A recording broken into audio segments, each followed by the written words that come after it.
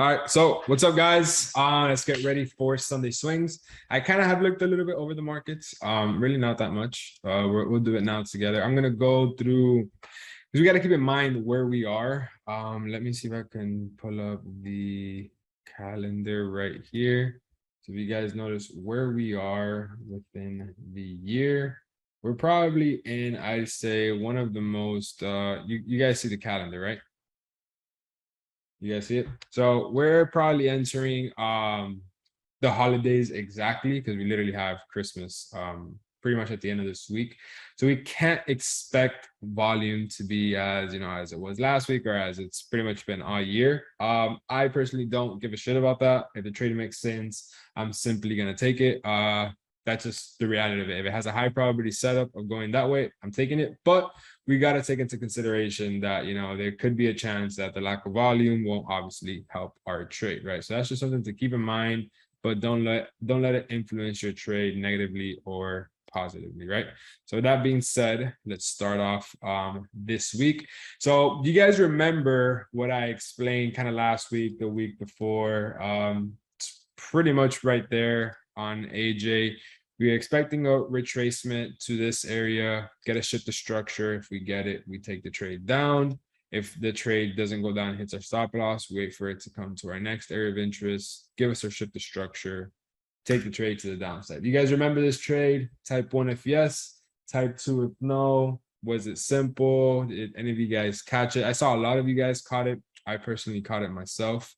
But this exact example right here is the strategy working to perfection. Does not get any more perfect than that. It was I didn't take it, but I was watching it. I mean, that's what matters, that you guys are seeing it, because this type of pattern will come back into the market. It's not like, oh, this should just happen this one time and then never again. No, this exact same thing will happen, if not on AUD, JPY, on GU, here, whatever the case is. The same exact thing will happen again. Now that you've seen it in the past, when it happens again, you know how to react to it, how to manage it. So I personally myself, I took the loss here. I took the loss here. I was in profit, whatever wicked me out. And I took the other trade right around here. I could have held for a little bit longer, but was a solid trade. Coming into this week, same thing. We'll reset back out to the weekly. It just looks so beautiful. I'm pretty sure you guys already know what we're expecting for now. Expecting for this wick pullback to retest this level, which will be a wick into support. Go down to the daily time frame. On the daily time frame, it will be a little wick like this, giving us like a little daily lower high. The most ideal thing that I'd want for Monday to close under this structure point right here. Because if it closes under this structure point, it makes a lower low. And then we would want our lower high, because then we would mark this off as our lower high and lower low. And then we would want our area of interest 1 to be at this point right here. Does that make sense? Type 1 if yes, type 2 if no. Perfect. Okay. So yeah, that's kind of what I'm waiting for here on AUD JPY. And obviously you go down to the 4-hour and it would look something like this. What a coincidence that once the 4-hour has the retracement, if and when, it'll come and reject in the 4-hour EMA. Everything we talk about every single week. We usually find a pair trade that looks exactly like this. NZD CAD, not a big fan of how the weekly is right now. Again, I do think this weekly time frame needs a fat retracement to go to the upside. Or let's just get this move right here, right? So let's get this bearish move, and let's can we flip it? Let's just measure. Let's measure it like this. Let's measure it straight. So if you notice this move right here, it's almost double this move, nearly double. Let's just call it double. And notice the pullback it had. What a coincidence! It came back to the previous structure level. Like you guys are seeing that, right? You guys are seeing that, right? How I had the retracement right back to the previous level of structure. So let's say we were to get this same exact retracement, right? And let's just make it let's just make it straight so we could kind of copy and paste it. So let's say we were to get it from pretty much the high point right here. Let's make it here, copy and paste it. Oh my God, what a coincidence. It's pretty much back at our area of interest. Or let's say we're to flip it around, mark the area of interest off like this, because we got some support, resistance, boom. Does that make sense? Do you guys see it clear? What do you guys think about that? Does it look like magic? Is it like, am I a wizard? What do you guys think of that simple example there? We are literally just using this exact same push to pretty much predict the retracement based off of the previous move.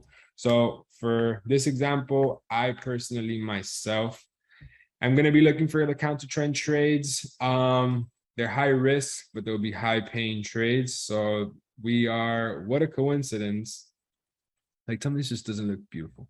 So we've peaked, right? We've hit the higher high and we've had a weekly rejection candlestick. This is kind of indication that we're going to start going to the downside, right? After, like, tell me this logically doesn't, like, tell me that it doesn't just make sense. Like, fuck everything. Like, tell me this just doesn't make sense. We've been bullish for 1, 2, 3, 4, 5, 6, 7, 8 weeks. We've been bullish for 2 months. We know we need a retracement. What a coincidence that we are just gotten a weekly doji. If we go down to the daily is having our bearish, momentum. And what a coincidence when you go down to the 4-hour. The 4-hour time frame has shifted bearish. Remember, the first time frame to shift is the 4-hour for the daily and the 4-hour. Does that make sense? How this is pretty much at the perfect point to have the lower high, to have the lower low. Like, this is literally the spot where you want to sell this thing. I probably won't take the trade right now because it's on a Sunday. But this trade right here is probably the most solid trade that I would see as a counter trend trade. If you don't take this one, I highly recommend you just wait for this. You get at the retest of the structure. Then by that time, the EMA kind of dips to the downside. And then that's where you have your daily bearish engulfing here on the downside. Like, bro, this just looks so beautiful, bro. Bearish engulfing, then you get the wick. You guys know what I mean, right? Type 1 if yes, type 2 if not. Do you guys hear the music? You guys don't hear it? Bro, it is loud, I swear. All right, so this is actually looking really fire. NZD USD, it's kind of the same thing as, just to delete all of these things. So NZD USD, we are technically bearish on the weekly. Daily time frame is bullish. 4-hour time frame is bearish. Market's kind of all over the place, choppy. I'm good. GPUSD, we're bullish now, having a retracement to area of interest, 120-100. Daily time frame is technically bullish because we haven't body closed under that right there. Yeah, we haven't body closed under. We go down to the 4-hour. The 4-hour is bearish. We need the 4-hour to go bullish. In order for the 4-hour to go bullish, we need the break of this structural level right here. The body close above, then retest, head to the upside. You guys agree? Simple, clean trade. So we'll add this one up here. Gold. Gold, we are technically, I think we're bearish, whatever. Daily, we are bearish. And then on the 4-hour, we are bearish. So it looks like we could potentially create left head and then a right shoulder. My most ideal trade setup would be something like this. So gold does look pretty interesting. GJ, we're at this area of interest. Daily's bullish, 4-hour, kind of the same thing as GU. I just kind of want to get like I need a higher low to go long. So in order for us to go long, I need this to come to here. In order for us to take the trade to the upside, that would make a strong, hopefully daily bullish engulfing. If we get a daily bullish engulfing right here, we'll pretty much enter on the next daily wick pullback, which will be retesting our EMA, giving us a strong rejection from a weekly / daily area of interest. Make sense? Clear? Type 1 if yes, type 2 if no. doing everything at like the realistic speed that I would do it when I come break down the markets. This one is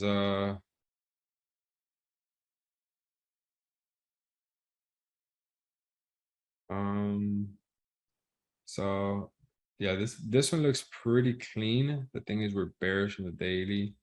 We're bearish on the weekly. So this is fire, super fire. I don't like how I have this zone here marked off.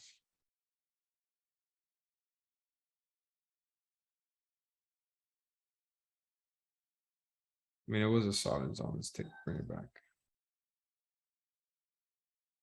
So, I mean, I feel like the most ideal trade setup here would be a nice retracement into here. To then take the trade to the downside. Then we get our next trade here. And then if that doesn't, I mean, once that plays out, notice that wick is just going to give us our weekly wick candlestick. If we go down to the daily, it'll pretty much just give us a wick retest of this point right here. And on the 4 hour, it'd be the retest of that. So this one looks super solid as well. Probably more solid than GJ. USD CAD sucks because we pretty much caught all of this like super perfect. I don't like taking trades that are not on my weekly area of interest, so kind of missed this one. USD JPY, we called this as well. It was too high. We needed a pullback. Now it's pretty much going to be going down for a while, but I'm good on it at the top. Weekly candlestick here is bullish. Daily, see, like this is solid. So here we would need an ideal trade setup. And then the other one would be maybe something like this.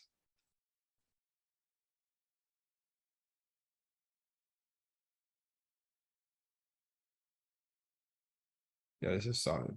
So you notice we're bullish on the weekly. We are bullish on the daily and we're bullish on the 4 hour. So what we need is this weekly wick pullback. This weekly wick pullback into this level will give us a daily higher low, making us retest our EMA, retest our previous structure level, and the same thing as the 4 hour. So we need this retracement kind of to come into here. We wait for the shift and then we pretty much go long. Does that make sense? Type 1 if yes, type 2 if no. This is probably one of the fucking cleanest one. Even down, I'll put this as number 1. Euro JPY, good. Euro USD, good. I'm good, actually. I mean, it looks solid, but I'm good. Yeah, we already have a bunch of other solid ones. All right, dope. So if we were to mark off this week, we have a pretty busy week, right? So AUD JPY looks cool, but doesn't look as cool as Euro GBP. Euro GBP looks solid. NZD is a counter trend trade, so it won't be as good as AUD JPY. GBPUSD looks better than this because it's pretty much just waiting for the shift of the 4 hour. NZD CAD is a counter trend trade. Gold isn't as good as the other ones. GJ is up there because it's not a counter trend trade. And AUD USD is more solid than all of these. So for this week, I would have Euro GBP as number 1 because we just need a retracement here to go long.